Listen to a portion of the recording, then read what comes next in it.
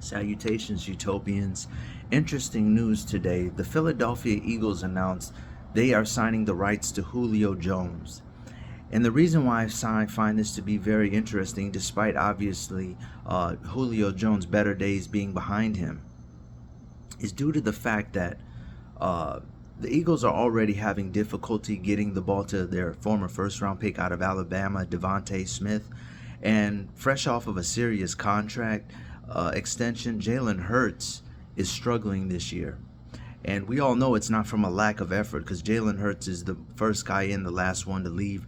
He ingratiates himself with all his teammates.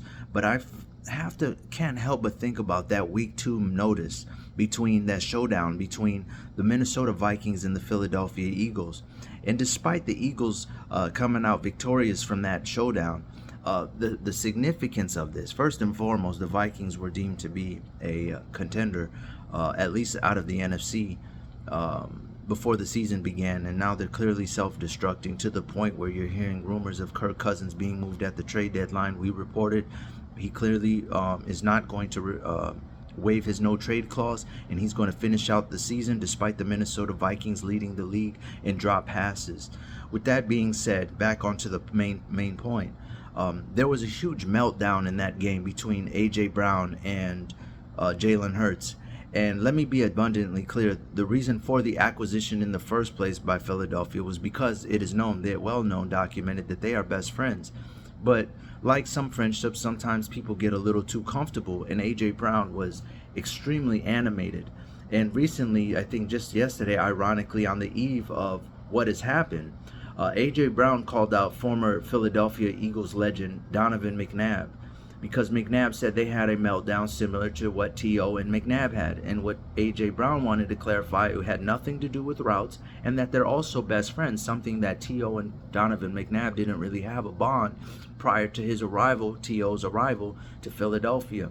The reason why I'm even covering this is because obviously the Philadelphia Eagles, San Francisco 49ers, and the Detroit Lions are just a little bit above the rest of the class. And I think it's probably not fair to even put Detroit in the same discussion with San Fran and Philly right now. Just the problem is, although San Francisco's a fine-tuned machine, they have a problem right now with health. As you all know, Purdy's coming off an elbow injury.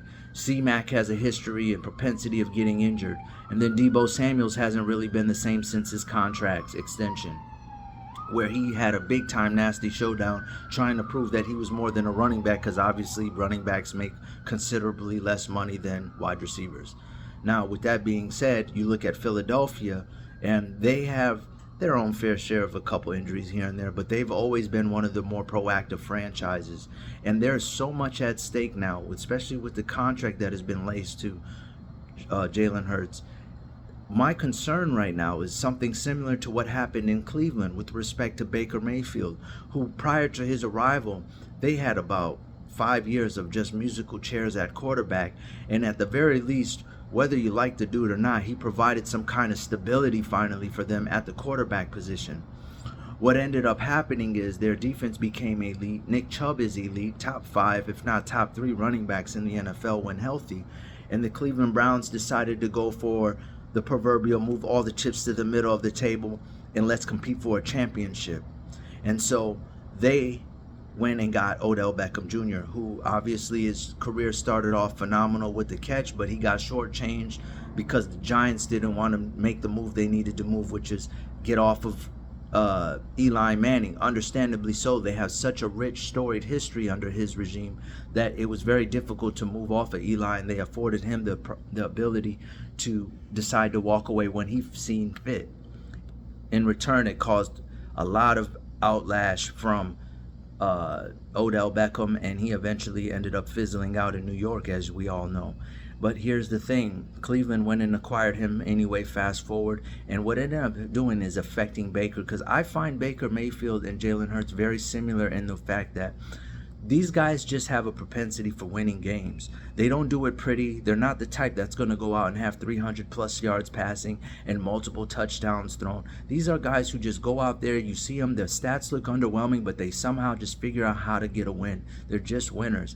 And what ended up with Baker is he took a liking so much to Odell that he ended up in trying to keep Odell happy, because everyone knows Odell's career got shortchanged. He should be more of a factor in the overall big scheme of records and stats. But obviously, like I alluded to earlier, his career got shortchanged. So now Baker's trying to lock in on him, and it ended up compromising his ability to just be Baker and win games and just win, baby, win. Because he's really the best version of himself when he's just game managing. And when the game gets down to the clutch, something magical happens where he always seems to find a way to pull out a victory. And Baker, even to this day, says, I don't quite understand what happened in Cleveland, but he's ready to move off, and he's been extremely professional in not addressing it.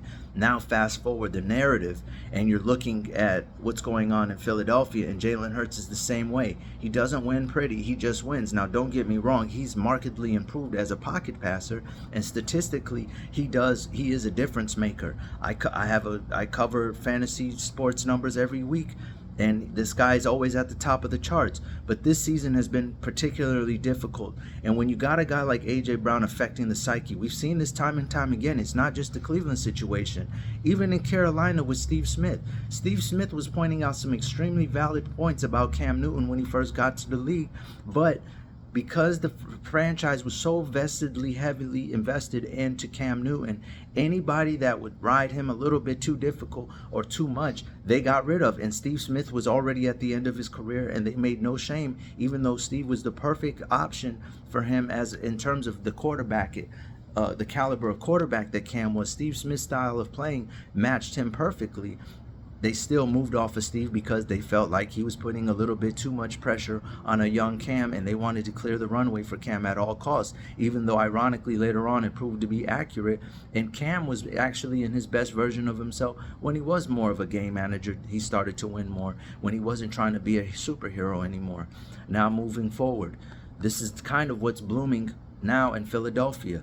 You have a guy in Jalen Hurts who's finding himself being a little bit too locked in on trying to ensure AJ's getting his touches. And though AJ made his comments that it wasn't about that to Donovan McNabb, the Philadelphia Eagles seem to me beg to differ, because they went out and not only did they get Julio Jones, who was the A.J. Brown before A.J. Brown, he's a former Bulldog. And we all know that his best days are behind him. It's not a disrespect, it's just a fact. But they clearly are bringing him in there for wisdom and to try to cool down the locker room, because obviously you don't want to move off A.J. Brown. But at the same time, you also need to calm him down, because he's a very dominant, strong personality.